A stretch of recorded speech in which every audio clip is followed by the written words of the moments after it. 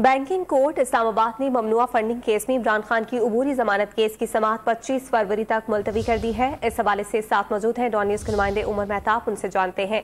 उमर, बताइएगा मजीद अदालती कार्रवाई से मुतालिक तफसीलात क्या है?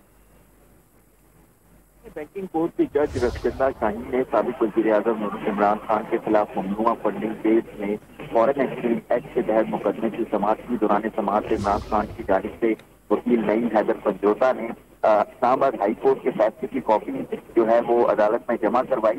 फैसले में ये कहा गया है कि इमरान खान को आइंदा समाअत पर अपनी ताज़ा मेडिकल रिपोर्ट पेश करना होगी। बैंकिंग कोर्ट दीगर शरीक मुल्ज़िमान की दरख्वास्तों पर कार्रवाई जारी रखे। इमरान खान के वकील ने जो नुकात उठाए हैं वो तवज्जो तलब हैं, इसलिए जो बैंकिंग कोर्ट है वो इमरान खान की जो जमानत की दरख्वास्त है उस पर मजीद कार्रवाई जो है वो इस्लामाबाद हाई कोर्ट के हुक्म के मुताबिक जो है उसको ना छेड़े।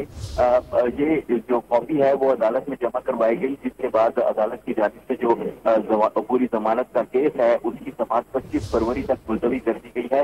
ये इस्लामाबाद हाई कोर्ट में जो समाअत होगी वो 22 फरवरी को होगी और 22 फरवरी को साबिक वज़ीर-ए-आज़म इमरान खान की जो मेडिकल रिपोर्ट्स हैं, ताज़ा मेडिकल रिपोर्ट्स हैं, वो अदालत में जमा कराई जाएंगी, जिसके बाद इस्लामाबाद हाई कोर्ट जो है वो मेडिकल रिपोर्ट्स का जायजा लेगी और उसके बाद जो है उस पर ऑर्डर जारी करेगी। बहुत शुक्रिया आपका।